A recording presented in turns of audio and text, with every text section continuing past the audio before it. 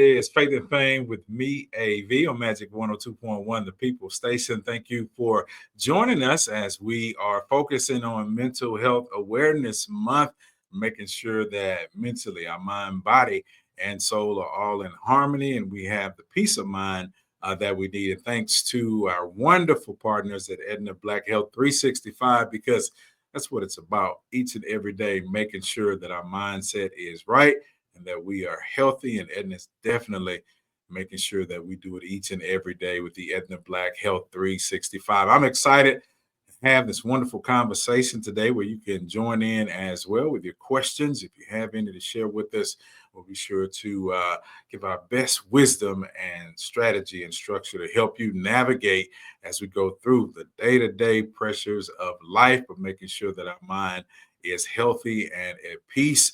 We have clear instructions on what we need to do. So I'm excited to welcome Dr. Taft Parson III, who's going to join me to share his wisdom with me as we discuss Mental Health Awareness Month. Dr. Parson, thank you for joining me. I appreciate you.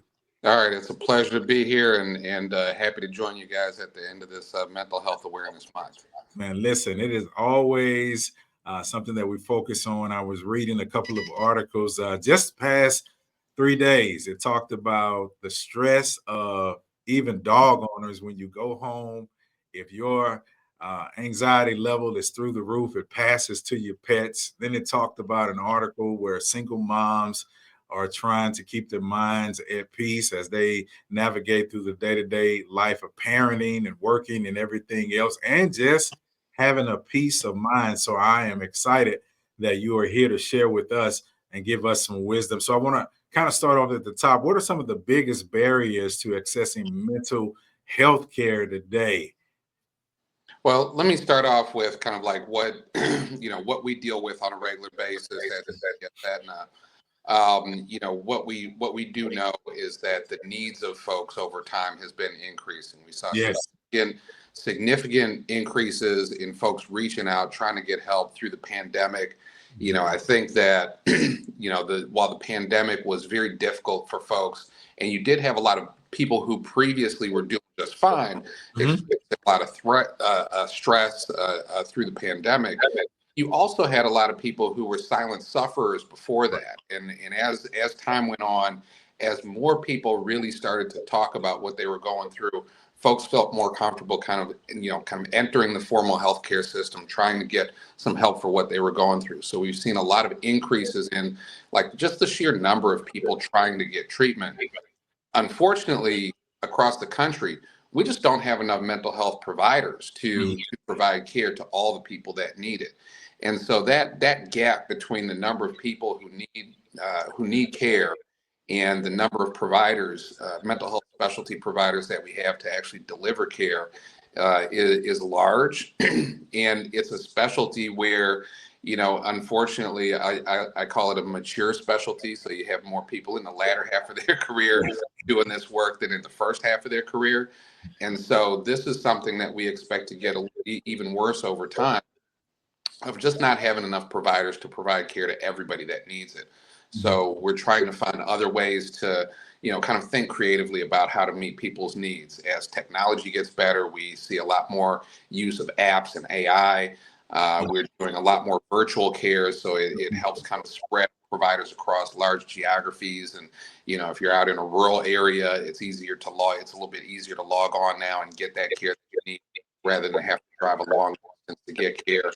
Utilizing folks that are not thought of as traditional mental health providers, so people who are peers that have lived experience, folks that work as community health workers, figuring out how we can leverage them as well to service people that need help.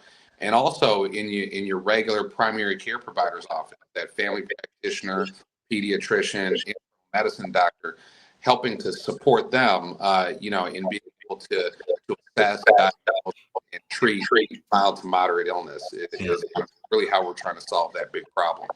Yeah, I know you said one thing about it. A lot of people in conversation we hear are excited about the fact that they can have the virtual visits because, as you said, in this day and time, it's convenient. There was an article as well that talked about the majority of Gen Zers, millennials, search for everything online. So the world works for them.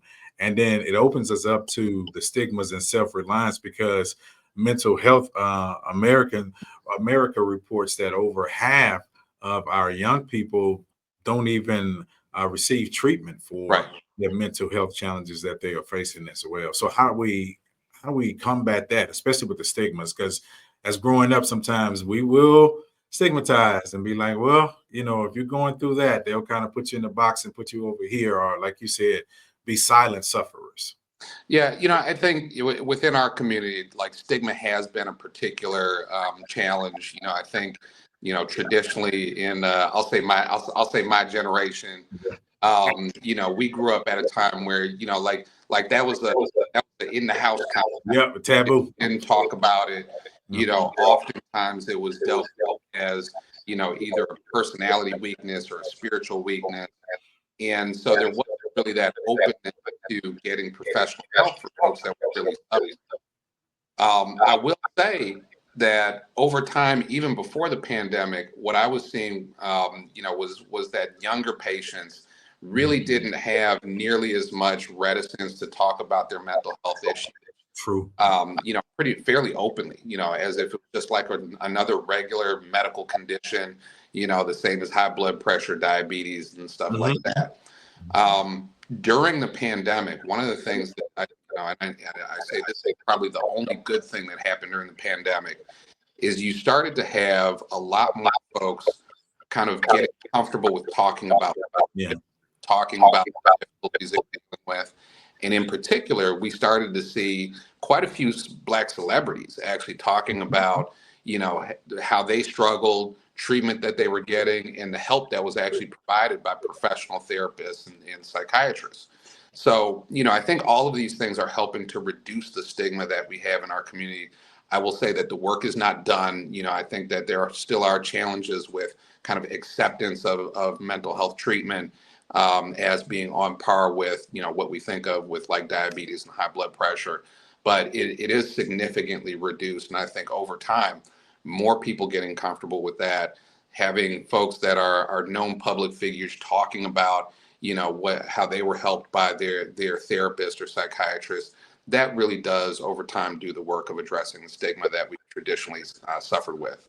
Yeah, I was thinking about that as you mentioned that. I just a couple of months back went through I just called it like a medical episode dealing with diabetes, and not only from the physical standpoint, but the mental anguish that I had to deal with when it came to, okay, the stigma of what I thought it was in the past, and then having to come face to face with it, and then having to make changes. And I'm mentally like, oh man, this is going to be tough. This is going to a lot, only to find out that once I kind of settled and relaxed and got information and practiced certain tools, that it was not as bad to deal with it, overcome it, and keep it in balance as I thought. And so I wanted to know, especially as those that's just joining us, is the Aetna Black Health 365. Dr. Tab Parson is my special guest.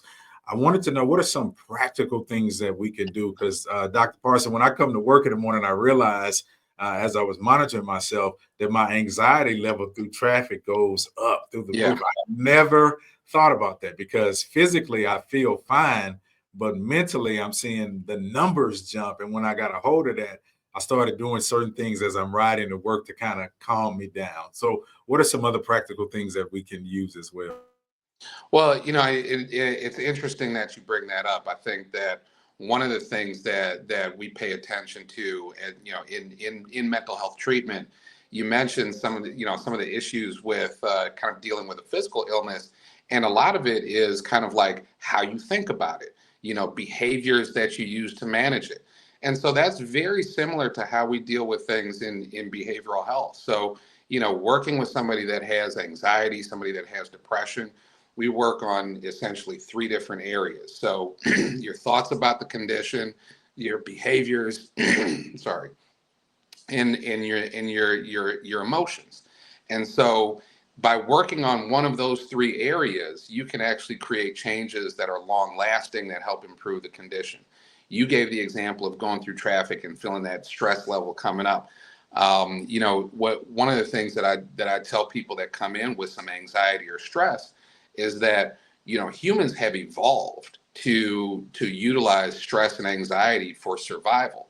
So a couple hundred years ago, if you're hiking around out in the woods because that's how you live, and you're going out into nature, if a bear jumps out and you and one other person are there and you get anxious and stressed out and run away, and the other person just very calmly goes, a bear, that person that stayed calm in that situation is the one who's going to get taken out of the gene pool.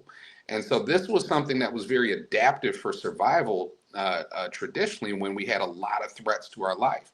But nowadays, the day-to-day things that we go through, usually, not always, but usually these are not things that are actually life-threatening, but your body is using that mechanism of anxiety to kind of deal with things as if it was a real threat to your life. And so it's very adaptive, except for when it gets out of control. You mentioned kind of doing some things to calm yourself down, things like deep breathing, kind of being in the moment, kind of focusing on where you're at, your level of control over the situation. These are things that we call mindfulness. That is one technique that we encourage people to practice in order to keep their anxiety low and help elevate their mood. And so that, in addition to things like, we talk about getting good sleep. When people underestimate the effects of not getting enough good sleep, it has serious effects on your mood and level of stress and how you deal with things through the day.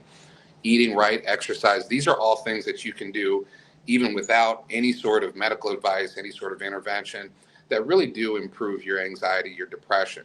Beyond that, it's going to depend on kind of the resources that are available to you, and that's going to be different from one person to the next. Many people through their jobs have access to EAP programs that provide some level of free counseling. If you have insurance through your job, you can access treatment through there. Talking to your regular physical health primary care doctor, they are very adept at being able to assess and treat mild to moderate conditions. And so there are a multitude of ways that you can, kind of self-manage and reach out for help and kind of get in that right pathway to get the help and support that you need. Yeah. And I'm always in CVS as well. So I take advantage of, and I discovered, as you said, the things that were offered through the insurance. And I'm like, I didn't know this was offered. Didn't know this was offered. So Yes. Let me take advantage of everything that is available to me. I want to talk about, too, the impact that you feel social media has on us, because, to be honest, from, Gen Zers, millennials, to my age, your age, and beyond, everybody's on social media. And Yes. the impact of it, I know, mentally in the long run, and in some instances cannot be good, because, Dr. Tapp, there's a level of comparison, there's a level of, bad news that is going out over it, and it just causes mental anguish on a lot of people. Yeah, and there were quite a few studies that came out not that long ago. The Surgeon General had a focus on the effects of social media, particularly on young people. When you delve into the evidence, it's actually a little bit more of a mixed bag than a lot of people think. I think it's easy to focus on kind of like all the negative stuff that happens on social media. However, it's not so much the use of social media in and of itself that's bad. It's kind of how people use it. And so you have groups of folks who, they're looking through Instagram, they're finding a bunch of people who, attractive people with highly photoshopped images, kind of demonstrating the best parts of a life that they probably aren't actually leading themselves. And when you start comparing yourself to that, it sets up a lot of negative feelings. And so folks that are using social media in that way tend to have a very negative experience. It tends to be very negative emotionally. However, all the information of the world is at your fingertips. And so if you consciously focus on finding areas of both social media and the internet more broadly, that provide guidance, that self-help information, objective information about research and how to deal with stress and anxiety, it can actually be very positive. And so, it's a little bit of a mixed bag, but I think that the focus on people who are kind of like gravitating towards these negative, kind of these negative effects, it happens quite a bit. And I think the end of that story is probably not written. I think we're kind of in that first generation of people that are not just digital natives, but social media natives. Like they don't have any other experience Yeah. growing up than the existence of social media. Yeah, So and I I want think it's a little unknown right now. Yeah, and I want to talk about too as we jump into because people deal with burnout and fatigue. I know that's a big battle, and then as well as some positive strategies that Aetna is doing, holistic approaches that we can take, especially not only dealing with social media, but Dr. Parson, burnout is a fatigue and burnout are two real things that are happening with a lot of people. Yeah, I think that we recognize that folks have been dealing with a lot of kind of continual push to do more and do more and do more, be more productive at work, be more productive in your personal lives, and so there are a limited number of hours in the day, and I think when you kind of don't put a cap on, the amount of work that you're doing for your job, the dedication to family life. It can get overwhelming, and there just isn't enough time to do all the things that need to be done in the day. Um, you know, Doing things a lot of times similar to what folks do at work when they have a project by kind of like, you know, bullet pointing things out that need to be done, prioritizing what's most important, figuring out how much time and resource you can dedicate to a particular thing. It really helps to kind of put things into perspective and helps you to reduce the amount of stress and burnout when you really kind of set up the importance of taking a little bit of time off, taking that time to relax, and recognizing the limits that all of us have in our day-to-day lives. For folks that can't kind of do that on their own, like I said, there are a multitude of resources, both through self-help, through apps that you would find on the App Store, as well as through your employer. EAP does a wonderful job of helping folks to deal with short-term stress, either just their own mental stress and the kind of the obligations that they put on themselves, or real world things that are happening, like if you have challenges with bills, you have some legal issues. These are all kind of services that EAP will help to connect you with, and it's available to a lot of folks that have employer sponsored insurance. I love it. Aetna Black Health 365. Wonderful conversation. I'm AV from Magic 102.1 and joined by Dr. Tab Parson III as we share in this mental health awareness month some tools and tips and just an honest conversation about things that you and I deal with in life and the approach that we should take forward, especially when it comes to parenting. I said one of the things I love about Aetna and the available resources that they have as we search it out, especially as parents, trying to understand when is the right time to talk to our kids and teenagers about mental health. Especially the timeline of the early conversations is so important because we know about peer pressure, we know about the challenges they face, not only in school, but sometimes even in their family or in their community. So, when is the right time, if that's even a thing, to talk to kids about mental health? Well, I encourage those types of conversations at all different levels throughout childhood in adolescence. I think, one thing that I don't think would be too surprising is that the capability of a teenager to engage in a conversation about, their emotions is going to be very different than the capability of a 4-year-old to talk about their emotions. Now, that doesn't mean that you don't have that conversation with the 4-year-old. Figuring out how to talk them through at an age appropriate level how to manage big emotions, when at 4 years old it might be like somebody skipped them in line. As a teenager it might be like a breakup with their first boyfriend or girlfriend. So the situations may be different, the intellectual capacity is going to be a little bit different. Parents are generally pretty good at knowing how to talk to their kids about the issues of the day and keeping it at an age appropriate level. I encourage those conversations down to preschool. Figuring out how to deal with that kid that's stealing blocks is very important when you're like 3 and 4 years old. But you're not going to kind of talk about psychological motivations at that point. You're really going to talk about can you take a breath? Can you tell the teacher, things like that. Kind of putting things in perspective that, hey, maybe this time he gets the blocks, maybe next time you get the blocks. So there are different age appropriate ways to have those conversations, even with very young kids. Yeah, and I know Aetna has a lot of youth resources that are available, mental health resources that are tailored for families because, as you said, even age appropriate conversations. Because I have two nephews, 5 and 6 years old. So, as you said, they may cry about somebody skipping in line or, cry about a toy taken from them. So, trying to navigate those emotions and that mental aspect with them as far as, okay, this is ABC. Let's try this next time. As you said, Right. let's try sharing. Let's do this compared to a teenager. Like, Doc, I remember, Dr. Parson, when I was a teenager, and as you mentioned about the first heartbreak, I was pretty much just kind of left to my thoughts to try to figure this, to navigate this thing out. And that's dangerous, if you don't know how to balance it. You need the resources, especially that Aetna has. And I will say one thing that just to draw attention to once you get into those adolescent years is that a lot of people will shy away from conversations about things like smoking, drinking, marijuana, and other drugs, and so that is something that I want to just kind of make sure that folks know that those conversations, while they may be uncomfortable, are important during those years, because that's when kids first get exposed to stuff like that. That's when they have those one or two friends that might be experimenting with things, and you want to be that counterbalance to the person who's saying that it's okay to go ahead and do all that.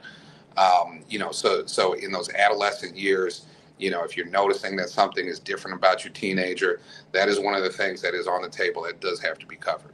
Yeah, and I'm glad you said that because that's part of one of the things I love that Edna focuses on and encourages us is as parents to listen.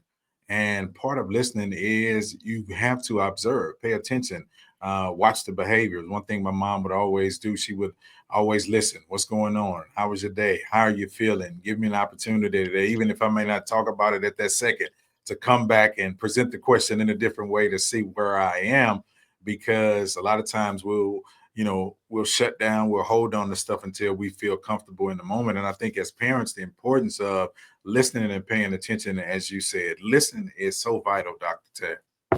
Yeah, I will say your mother sounds like a smart woman.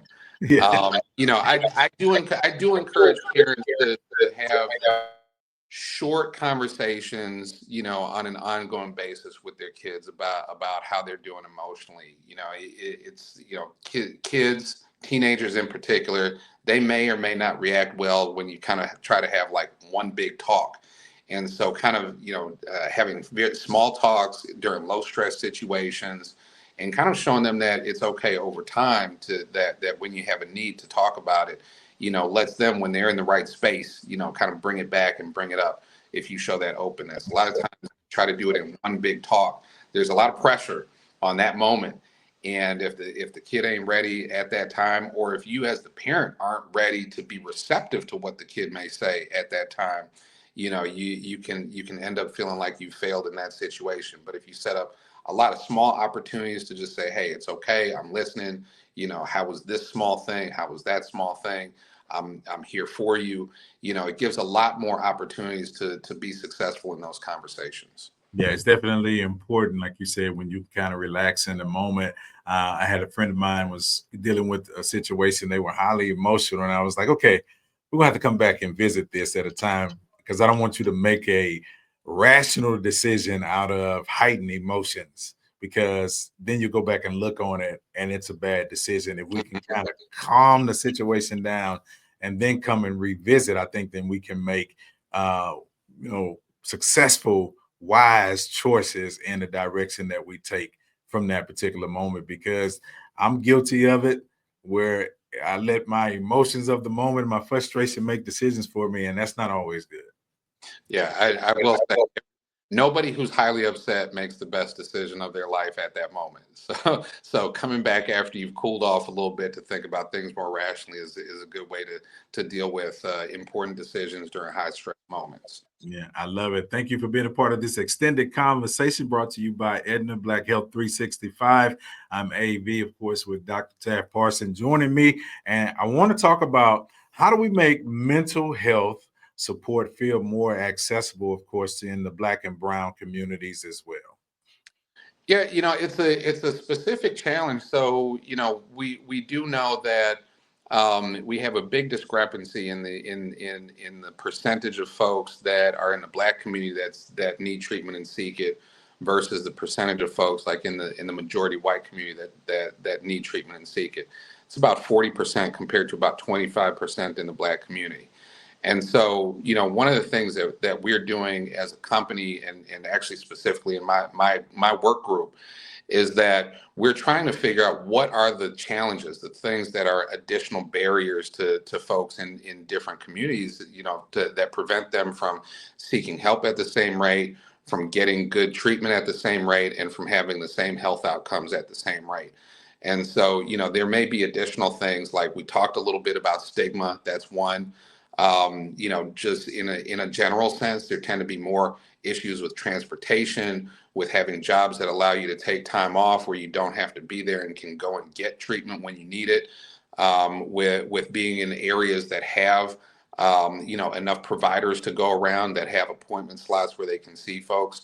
And so we do know that there are additional barriers that cause that discrepancy in how people seek treatment.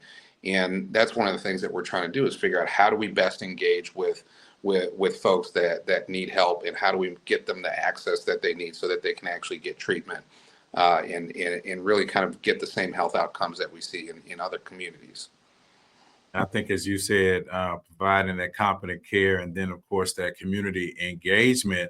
And one thing about, that I've learned, even like I said, going through this last process, was the fact of how much resources and stuff is available for me. And I think once you search it out, you'll see, especially like with Edna, once you search it out, you'll see all that is available for you. And as I said, in this digital world, it makes a difference as well. I see Deborah Williams says, talking to your kids every day, spending time with them. Says, my nephew committed suicide a couple of weeks before graduation, and we were clueless.